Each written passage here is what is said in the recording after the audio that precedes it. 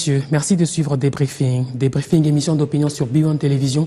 Comme chaque semaine, nous ferons le tour des questions qui agitent le débat public, des questions qui font l'actualité. Et en face de moi aujourd'hui, Félix Kabange-Numbi, ministre de la Santé. Monsieur le ministre, bonsoir.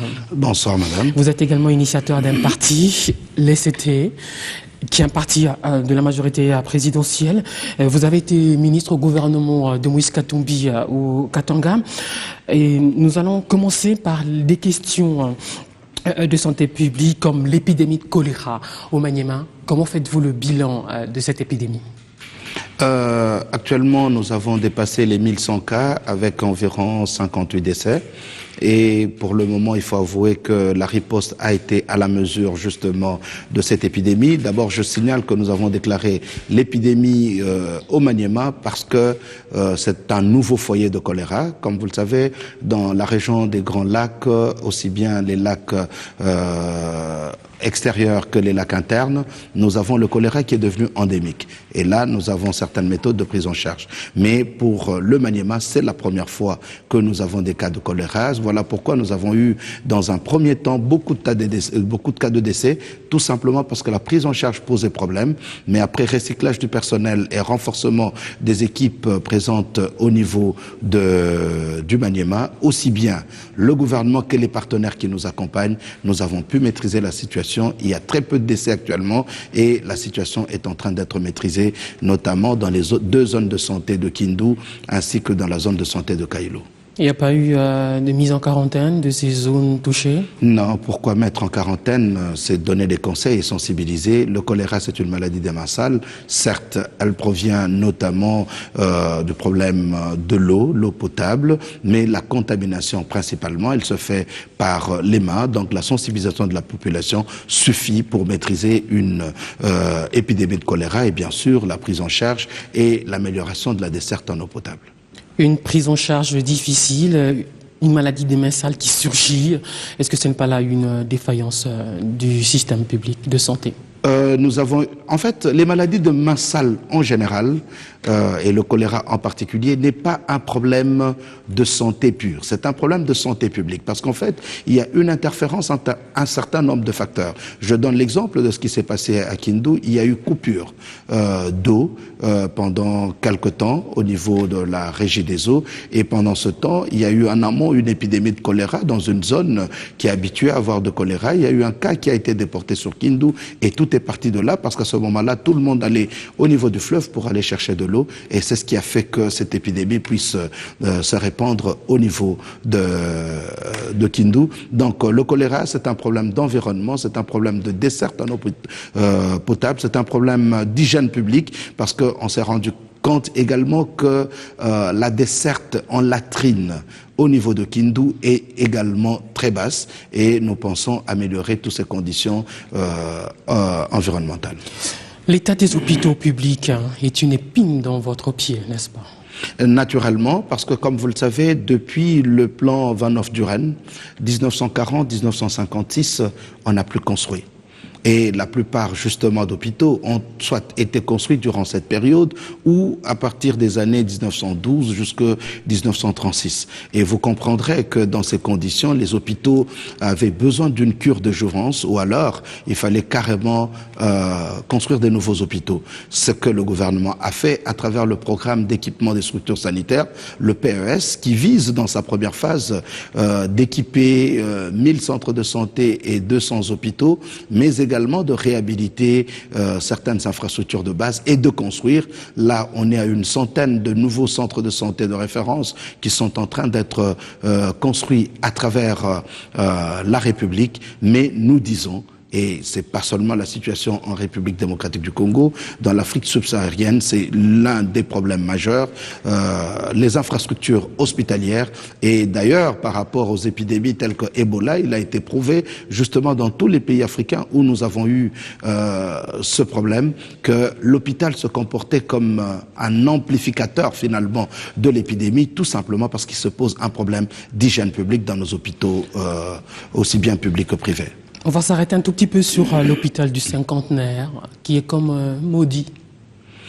Maudit, c'est peut-être tout simplement par la clameur qui est partie à ses débuts, quand il y a eu quelques petits problèmes de prise en charge ou de gestion, mais je peux vous rassurer, j'y étais encore il y a 72 heures, où j'ai amené des accidentés de trafic routier tard dans la nuit, c'était le samedi. J'ai encore une fois été impressionné par le niveau de prise en charge. Je pense que les Congolais doivent faire confiance à cet hôpital où il y a des soins de qualité qui s'y donnent. Mais naturellement, nous avons eu pendant un temps quelques problèmes de gestion qui sont en train d'être d'ailleurs résolus. Alors, un hôpital, entre un citoyen et un hôpital, il y a un problème de confiance, justement. C'est cette crise de confiance qui éloigne les Congolais, les Kinois de cet hôpital. Qu'est-ce qui est fait, justement, pour les ramener à y venir? Je pense que dans un proche avenir, nous allons faire avec l'administration de l'hôpital ce que nous avions fait au début quand les gens sont venus visiter l'hôpital. Nous allons faire une promotion au niveau de l'hôpital pour que les gens viennent et qu'ils voient comment l'hôpital a été transformé et comment le niveau de soins a atteint sa vitesse de croisière. Vous savez, pour les grands hôpitaux, c'est pas toujours facile de manager un grand hôpital comme celui du Cinquantenaire. Je pense que c'est ce qui a causé quelques problèmes dans les démarrages. Mais moi, j'y étais. Et je vous informe que quand je suis malade, c'est là que moi, je suis interné. Donc, je peux vous rassurer que vous pouvez y aller. Vous avez du courage alors, parce que beaucoup de gens ont peur d'y aller, se disent si vous avez la main, non, je peux. Non, c'est pas vrai. Je peux les rassurer. Moi, j'y vais, et la plupart de grandes autorités qui tombent malades, je les amène là-bas. Et après, ils sont évacués quand ça va très mal. Des cas comme ça. Je réponds toujours à cette question. De Fekoya Diallo. Je n'oserais pas parler des cas particuliers, mais je préfère vous le dire. Souvent, les expatriations que nous faisons à partir du Cinquantenaire, nous les faisons plus pour des raisons politiques que pour des raisons techniques. Il y a quelque chose qui est dans la communauté où les gens sont convaincus que c'est seulement à l'extérieur qu'on peut. Et lorsque une grande autorité est dans l'hôpital du Cinquantenaire, pas seulement au Cinquantenaire, mais même dans les grands hôpitaux de la place, qu'il s'agisse de Biamba Marie Mutombo, qu'il s'agisse de CH Mankolé ou de CMK, c'est le même problème. Les gens disent que le gouvernement refuse de plus payer des soins à l'extérieur. Nous sommes obligés de le faire pour contenter les uns et les autres, mais souvent quand ils partent, c'est pour la continuation des soins qui ont été administrés dans nos hôpitaux et particulièrement dans le Cinquantenaire. Le cas de Koya Diallo, c'est la même chose. Il est parti. On a même maintenu ce qui avait été fait ici à l'hôpital du Cinquantenaire. Moi-même, j'ai été discuter avec les ministres, ou plutôt les médecins sud-africains. Ils n'ont rien changé de ce qui a été fait au niveau du Cinquantenaire. Alors, il y a aussi quelque chose que je ne comprends pas. Pourquoi il y a toujours un Indien qui dirige cet hôpital? C'est un partenariat entre Padiaf Healthcare et le gouvernement de la République. Et il était dit, justement, dans ce partenariat, que le DG serait donné par Padiaf Healthcare. Jusqu'à la fin des temps. Nous avons prévu des évaluations annuelles pendant les 5 premières années, puis nous ferons une évaluation après les 5 premières années, puis à 10 ans, nous verrons, c'est en fonction des investissements qui ont été prévus. Nous allons le faire bientôt. Lorsqu'on se rend compte que les investissements prévus ne sont pas à la hauteur, le gouvernement, qui est partenaire majoritaire, parce que l'hôpital ainsi que les équipements de l'hôpital, c'est environ 100 millions de dollars, alors que le partenaire à qui nous confions la gestion, il contribue à hauteur de 40 millions de dollars. Alors, je vais terminer le chapitre santé par la clinique Ngaliema. Avant de monter sur ce plateau, j'ai eu un ami au téléphone qui m'a dit qu'il y était il y a une semaine environ. Déjà, la réception, c'était tellement sale et avec une odeur étrange qu'il en a parlé à un médecin qui lui a répondu de manière très étrange. Non, c'est ça le Congo. Je regrette la réponse. Je regrette la réponse qui a été donnée par ce médecin congolais de Ngaliema, mais c'est pas ça le Congo. La clinique Ngaliema, sur intervention du président de la République, est en train d'être transformée au moment où je vous parle. Peut-être qu'il y a eu un problème de salubrité momentanée, parce que aujourd'hui, il y a cette approche que nous appelons l'approche 5S Kaizen, que nous avons hérité du Japon. et que nous sommes en train d'étendre dans un bon nombre d'hôpitaux à travers la République. Et je peux vous rassurer que Ngaliema reste le modèle justement du 5S Kaizen, en fait, qui commence par la propreté et le rangement. Et si cela est arrivé, nous allons pouvoir le vérifier, mais je peux vous rassurer que Ngaliema est l'un de nos hôpitaux, quoique n'ayant pas tout, mais c'est un hôpital propre. Et deuxièmement, c'est l'hôpital dans lequel nous investissons le plus. Parce que je vous informe qu'on vient de placer un centre de dialyse au sein de la clinique Ngaliema. Il y a quelque temps, nous avons placé un nouveau scanner de 16 slides. Nous sommes en train de terminer le plus grand appareil IRM d'Afrique centrale, 1.5 Tesla, c'est toujours en Ngaliema, et nous pensons que dans les semaines qui suivent, nous vous inviterons à venir visiter le nouvel hôpital ou la nouvelle clinique Ngaliema rénovée et rééquipée. À quand la réflexion, c'est la toute dernière question, la réflexion des autres hôpitaux de référence des provinces? C'est oublié, ça. Le projet est en cours, mais nous nous sommes dit ceci. C'est comme la réforme. Nous sommes en train d'entretenir une réforme au niveau de la santé. Nous avons dit, nous laissons d'abord le niveau central, nous commençons par le niveau intermédiaire et périphérique, parce que c'est là qu'il y a les soins de santé primaires. C'est là qu'on administre les soins. La même chose avec les hôpitaux provinciaux, qui sont des hôpitaux de référence intermédiaire. Nous avons commencé d'abord par les hôpitaux généraux de référence. À quoi bon réfectionner un hôpital général de référence provinciale et oublier les hôpitaux généraux de référence? Le corollaire, c'est quoi? Nous allons malheureusement briser ou entraîner un dysfonctionnement du système de santé qui voudrait qu'un malade commence par le centre de santé, soit référé à l'hôpital général de référence, puis à l'hôpital provincial avant d'être référé à l'hôpital national. Mais au niveau national, l'hôpital général de référence provincial de Kinshasa, ex-Mamayemo, le travail est en cours. Nous sommes pratiquement au bout de la réflexion et très prochainement, je pense que nous allons commencer le travail de réflexion. Monsieur le ministre, on raconte que c'est lui qui a financé votre parti politique, les CT. Je pense que j'ai répondu encore à cette question quand j'étais au Katanga. Une fois pour toutes, j'aimerais peut-être rappeler l'historique de ce parti. Les CT, c'est en fait une association entre trois partis politiques. C'est l'un des partis hybrides et c'est de cette configuration que l'ECT a sa stabilité malgré toutes les secousses que nous recevons au niveau de ce parti. D'abord, au départ, moi, j'ai formé mon parti. Et dans le même temps, il y a eu un autre ministre du gouvernement provincial de l'ex-Katanga, M. Mombagama, qui a formé également son parti. Nous nous sommes dit, étant dans un même gouvernement provincial, autant qu'on se mette ensemble. Nous nous sommes mis ensemble, nous avons créé un parti. Au moment où on devait légaliser ce parti, nous avons été contactés par d'autres amis, ici à Kinshasa, notamment l'honorable Balamagé et M. Baïchoura, qui eux aussi avaient formé leur parti. Nous nous sommes mis ensemble, les trois partis. Arrivé en 2011. En 2011, nous battions campagne pour Joseph Kabila Kabange parce que, par conviction, l'ECT est à la majorité présidentielle et naturellement, nous avons reçu des fonds de Moïse Katumbi Chapwe. Nous ne sommes pas les seuls. L'UNAFEC de Kyongwa Kumwanza avait reçu énormément de fonds, peut-être même plus que nous, et d'autres partis ainsi que d'autres personnalités politiques. Et nous avons fait la campagne. Mais après cela, nous avons continué à nous supporter et à nous prendre en charge nous-mêmes.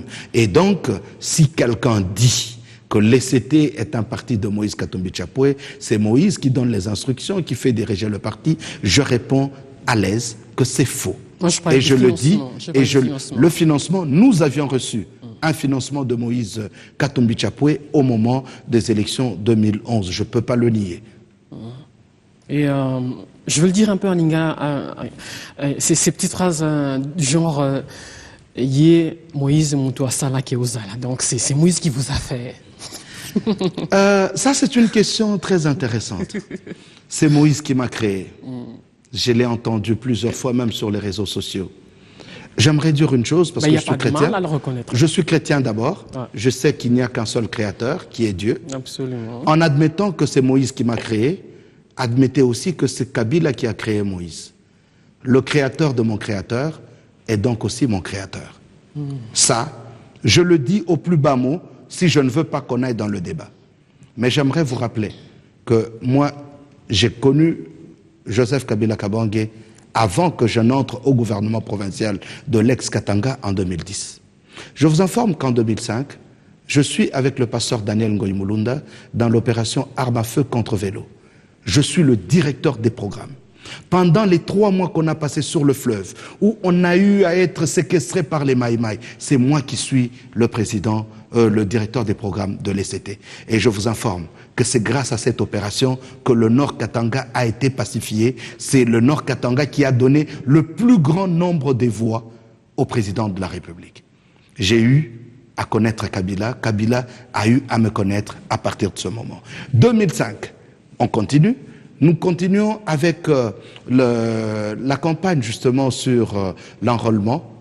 Le Katanga a eu 3 500 000 voix. Je vous informe encore que l'ONG PAREC avec le pasteur Mulunda, nous nous sommes déployés pour la sensibilisation électorale et l'appui à la CENI pour l'enrôlement. Là encore, j'ai joué un rôle très important parce que j'ai dirigé et coordonné toutes les équipes au niveau du Katanga. On ne s'arrête pas là. Nous allons au référendum. Je vous informe qu'au moment du référendum constitutionnel, je me suis retrouvé dans le même avion. Est-ce par hasard? Moïse Katumbi Chapwe n'était pas encore gouverneur. Nous étions dans le même avion avec l'ex-ambassadeur, le feu ambassadeur Katumba, avec Chikes Diemo, avec le pasteur Mulunda, avec Moïse Katumbi Chapwe, Kyungu Wakumwanza, Maître Mbouyulu Yongala, et j'en passe. Donc c'est pour vous dire que 10 ans plus tôt, ou 5 ans, ou 6 ans plus tôt, avant que je n'entre dans le gouvernement de Moïse Katumbi Chapwe, je connaissais le président Kabila, j'avais adhéré à ses idéaux et je travaillais pour lui. Et je vous informe aussi que Moïse, quand il est rentré, il a été amené, convaincu par le pasteur Daniel Ngoï Mulunda. Et moi, je suis entré en politique par cette même personne. Nous avons un même parrain. De là à comprendre comment je me suis retrouvé dans le gouvernement de Moïse, il n'y a qu'un pas. Mais ce qui est vrai, Moïse m'a permis de m'exprimer en tant que ministre provincial et ça m'a permis de monter jusqu'au niveau national en tant que président de l'ECT. Parce que quand je suis entré au niveau du gouvernement, c'était en tant que président de l'ECT. Mais j'aimerais dire une chose, parce que dans la vie, l'ingratitude n'a jamais payé. Moi, dans mes études, aujourd'hui, même celui qui m'avait donné un bic parce que j'en manquais, je ne l'oublie jamais. Donc, je ne peux pas nier le fait que j'ai travaillé avec Moïse Katumbi. On ne peut pas effacer l'histoire. Mais, je le dis et je le répète, le créateur de mon créateur, c'est mon créateur. Alors, on le détestait tant, semble-t-il, à la majorité présidentielle parce qu'il y avait eu le schéma Katumba, Katumba manqué, décédé il y a un peu plus de 2 ans, un schéma selon lequel Moïse Katumbi serait le candidat président de la majorité en 2016. Je doute fort qu'il y ait ce schéma. Katumba manqué, le feu Katumba, j'ai eu à le rencontrer. J'ai eu la chance de parler avec lui, je pense, 2 ou 3 semaines avant sa mort.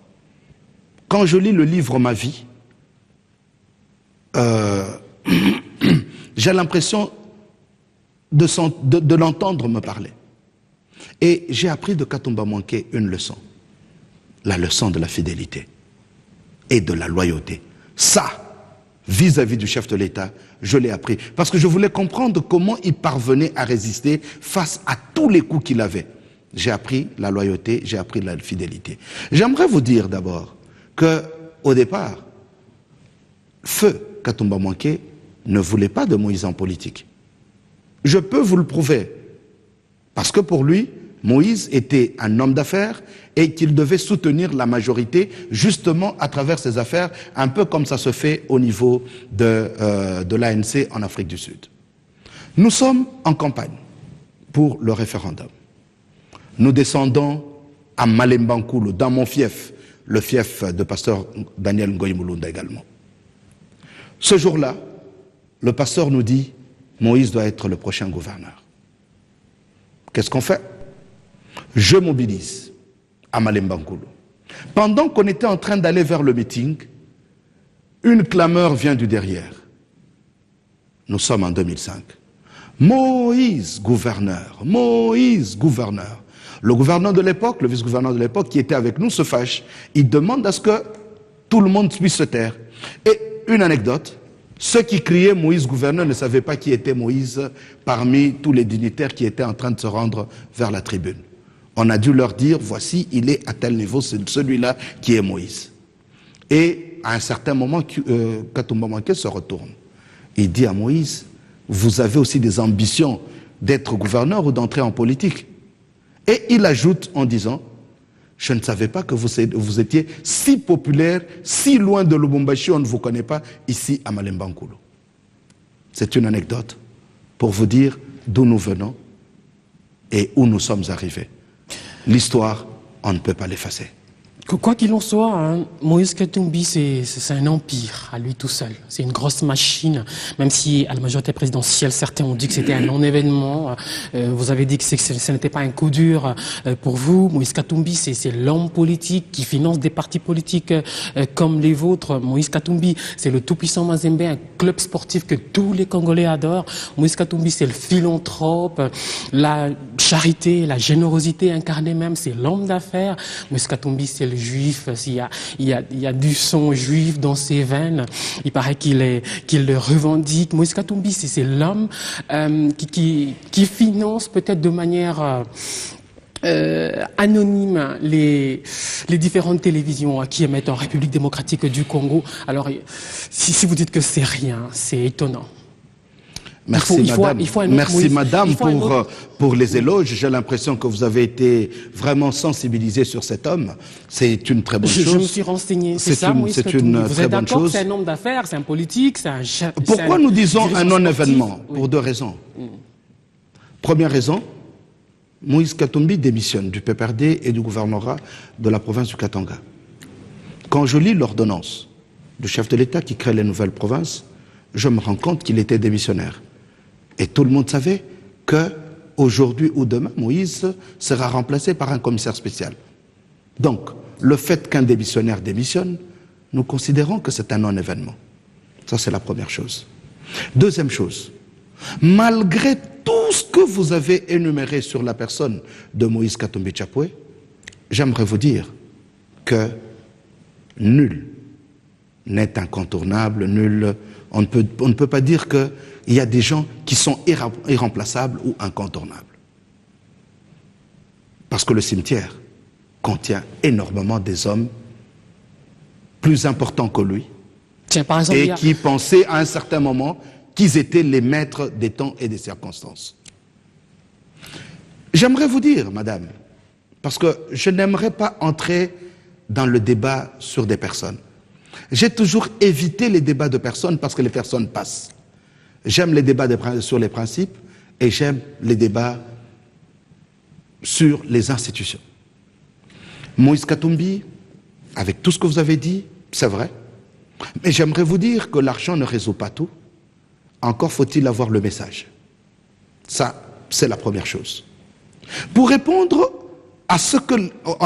aux gens qui pensent que le départ de Moïse Katumbi va créer un déluge au sein de la majorité, j'aimerais rentrer. Surtout au Katanga, là. Non, le Katanga, je vais y rentrer. Oui. Je suis très à l'aise quand je dois parler du Katanga. Au Katanga, notamment. Je suis très à l'aise quand je vais y revenir. J'ai devant moi quelqu'un qui est président de la République, en qui je crois, et qui, par des actes, a prouvé que quelle que soit la vitesse du vent, quel que soit l'orage, il reste serein et il sait gagner. Le M23. Madame, quand le M23 commence à prendre du terrain à l'Est, même les officiers sont partis. Parfois des grands officiers qui ont rejoint le M23. Dans cette confusion, on a même perdu Goma. Et le président, serein comme dans ses habitudes, il a réorganisé les troupes.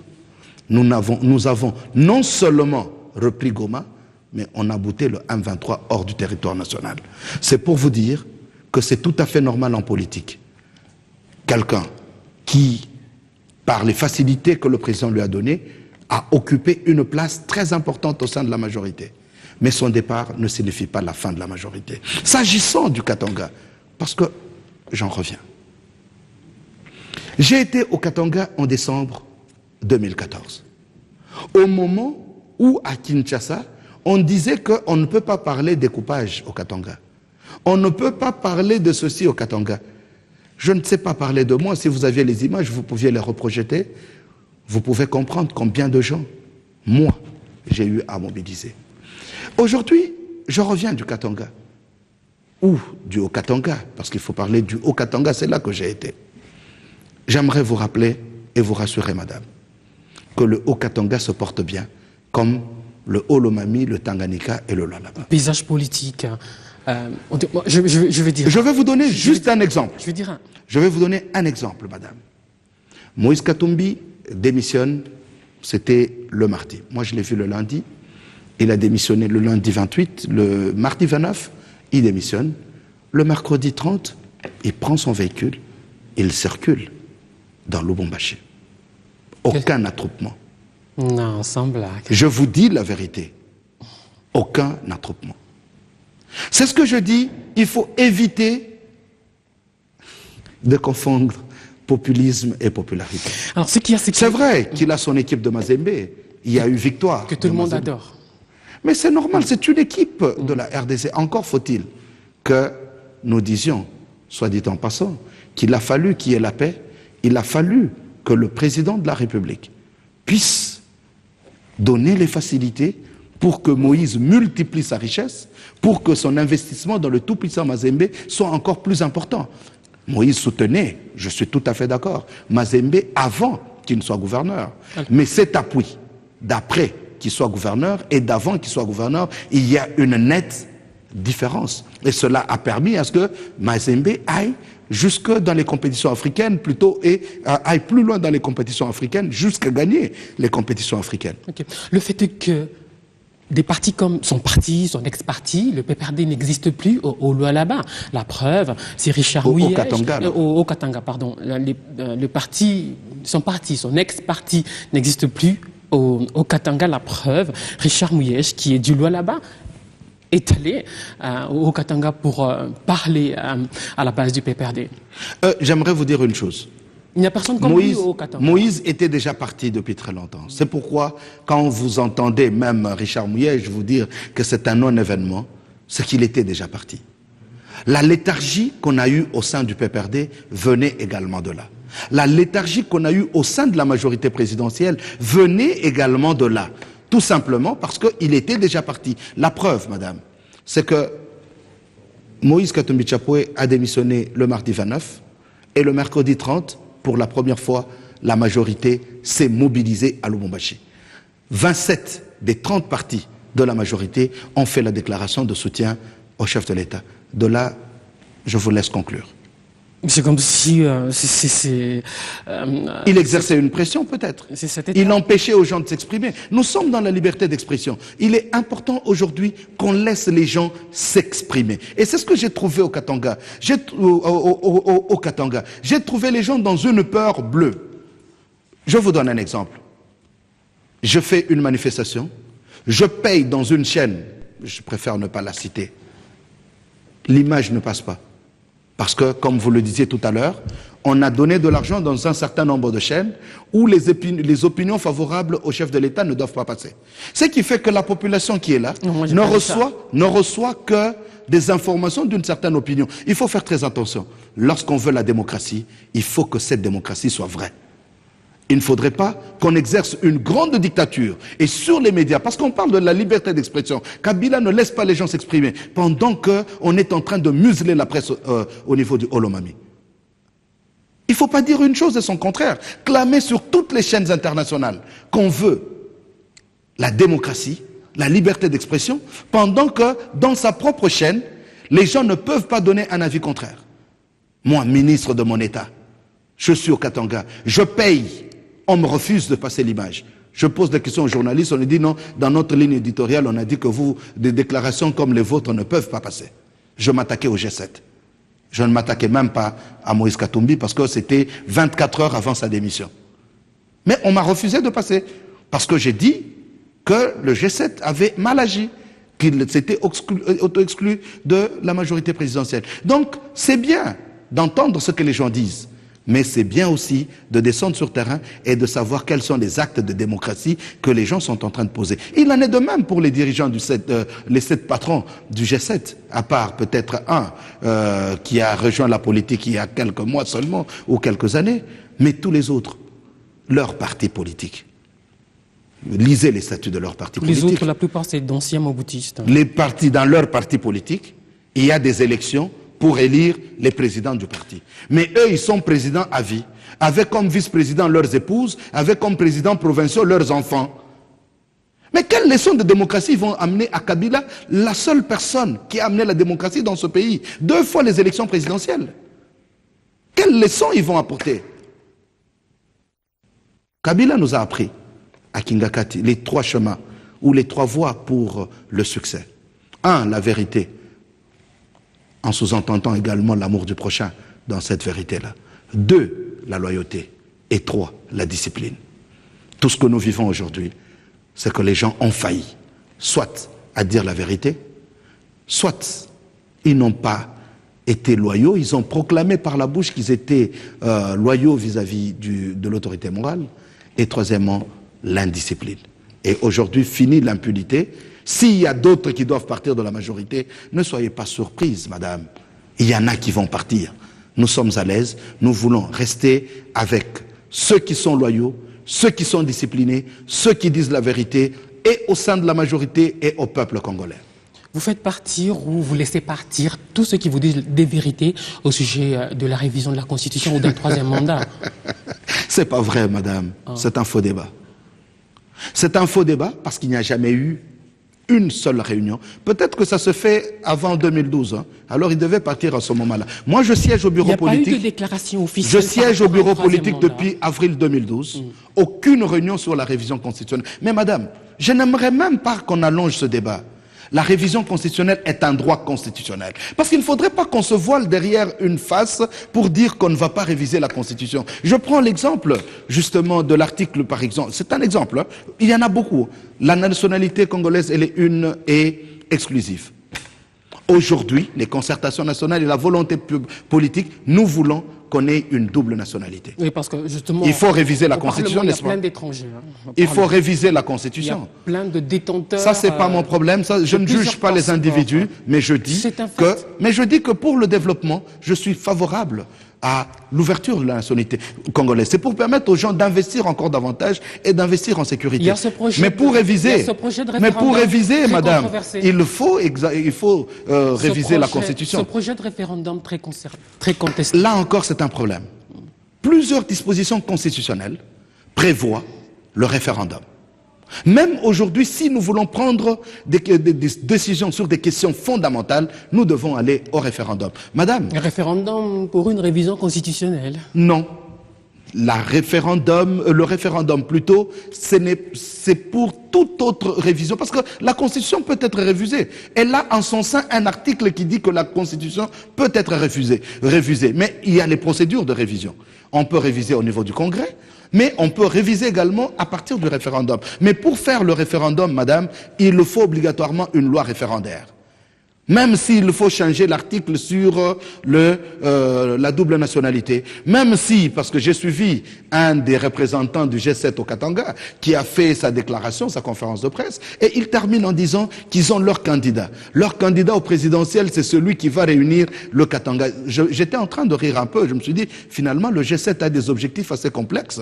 Ils ont comme candidat présidentiel celui qui va réunir le Katanga. Ok, supposons que c'est ça, tout le G7 dit que le candidat, c'est celui qui a comme projet de société réunir le Katanga. Parce que je disais tout à l'heure que les millions ne font pas les choses. Les millions, on peut avoir des millions, mais il faut avoir le message. La majorité a non seulement les millions, ou plutôt non seulement le message, mais également le bilan.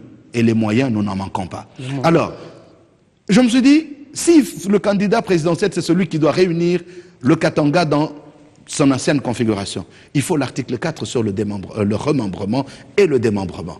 Pour que ce Katanga soit réuni de nouveau, il faudrait qu'il y ait 100 000 signatures dans chacune de ces provinces. Quand ça va arriver au Parlement et qu'on atteste que c'est la volonté des 4 provinces du Katanga, on va passer au référendum. Mais pour aller à ce référendum, il faut une loi référendaire. Alors, on est en train de vouloir une chose et son contraire à la fois. Le référendum est constitutionnel, le pays manque de loi référendaire. Je salue et je félicite l'honorable Lucas pour avoir pris cette initiative et j'aimerais que la majorité ainsi que l'opposition le soutiennent pour que cette loi soit discutée. Vous savez, madame, pour vous montrer la mauvaise foi de l'opposition et de ceux qui s'en prennent au gouvernement, la proposition de loi est déposée au niveau de l'Assemblée. Le président Minakou écrit, comme c'est de coutume, au Premier ministre pour que le gouvernement enrichisse, parce que c'est une proposition de loi. Il faut que le gouvernement enrichisse avant le débat au niveau de l'Assemblée nationale. Mais qu'est-ce qui se passe, c'est quoi?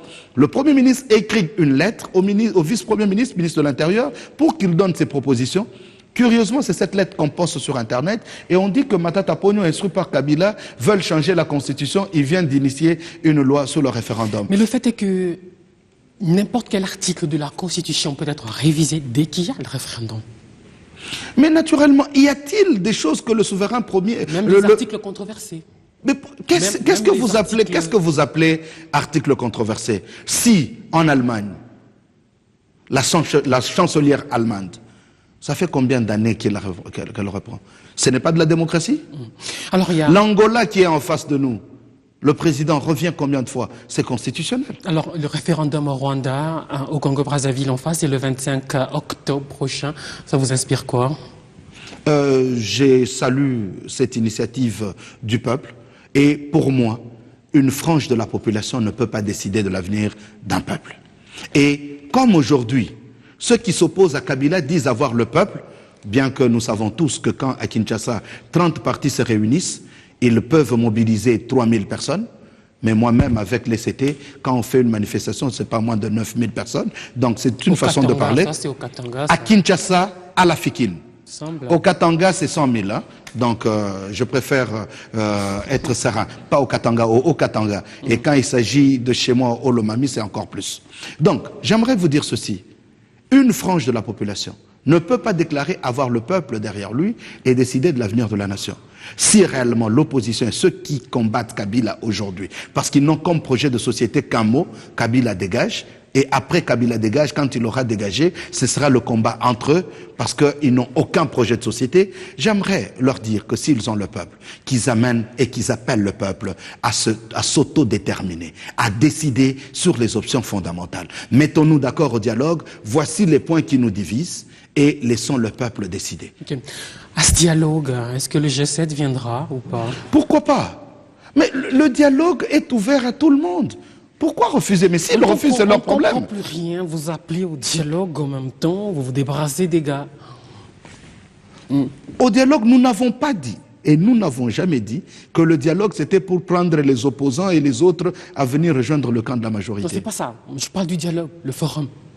Mais c'est pour discuter des questions fondamentales, des questions d'actualité. Aujourd'hui, ce sont les élections, le cycle électoral, le financement des élections, ce sont des questions très importantes que nous pensons que nous devons les décider dans un forum national. On a terminé. Vous êtes ministre de la Santé depuis le début de Matata Ponyo comme Premier ministre. Vous avez résisté au réaménagement, au remaniement. C'est quoi votre mérite? On termine par là.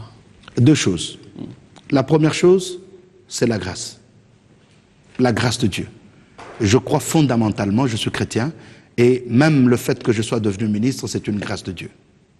Deuxièmement, c'est que je travaille correctement, ou je m'efforce à travailler correctement, mais ce qui est plus important, c'est que je reste dans la vérité, je suis loyal à Kabila, mon président et mon autorité morale, et je reste discipliné.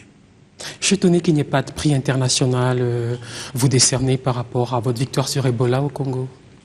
Je pense qu'il y a tellement de défis. Il y a beaucoup de prix nationaux qui m'ont été proposés.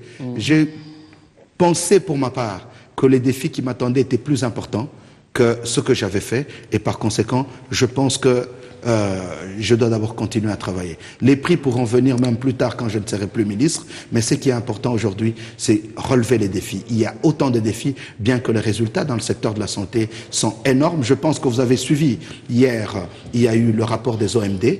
Le rapport des OMD qui ont démontré... Les objectifs du millénaire pour le développement qui ont démontré... Aucun n'a été atteint par la RDC. Aucun n'a été atteint parce qu'en 2000, nous étions dans un gouffre. Nous étions dans un gouffre en 2000. Il faut l'avouer. Et que pendant les 3 premières années, ou 4, même 5 premières années, il y a eu autant de secousses. À partir de 2006, nous avons commencé avec Joseph Kabila Kabange. Voyez les indicateurs. Et d'ailleurs, ça a été reconnu. J'étais fier de l'entendre parler, non pas des Congolais, mais des autres, qui ont clairement présenté les résultats et l'accélération de ces résultats au cours des 10 et particulièrement au cours des 5 dernières années.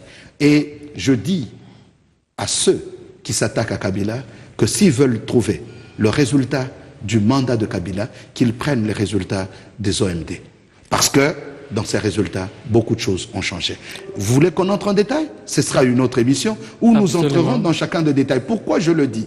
Parce que dans la deuxième lettre du G7, il a été dit que le président Kabila est en train de naviguer à vue, sans boussole, en menant le peuple congolais dans un gouffre sans projet de société. Et ils ont oublié qu'en 2006, quand ils ont créé la majorité, c'était autour d'un projet de société qui était la reconstruction et la modernisation du pays. La majorité n'a pas été créée pour que Kabila gagne les élections en 2006 et ça s'arrête là. La majorité a été créée pour un projet de société dont les résultats sont en train d'être palpés aujourd'hui, reconnus par la communauté internationale. Nous n'avons pas atteint les résultats, mais nous avons franchi un pas de géant dans la réalisation de ces objectifs du millénaire pour le développement lorsqu'on voit dans quel contexte Kabila a pris le pays.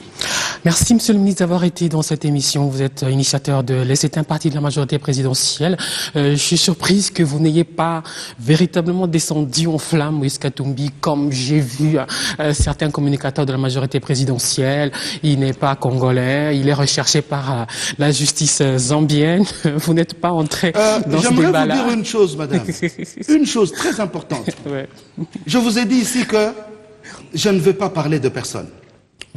Parce que quand je vous dis que c'est un non-événement... Vous n'avez pas non plus voulu sortir les cadavres des placards. Pourquoi? Parce que les autres le font avec délectation. Je suis un homme d'État. Le moment ne s'y prête pas. Mais si, demain, vous m'amenez sur le débat, parce que tel a dit, parce que tel a déclaré, je pense que nous avons beaucoup à dire. Mais lorsqu'on dit que c'est un non-événement, ça ne sert à rien justement de s'y attarder. Parce que lorsque nous nous y attardons, ça devient un grand événement. Voilà pourquoi c'est ma philosophie et je pense que je reste sur cette philosophie.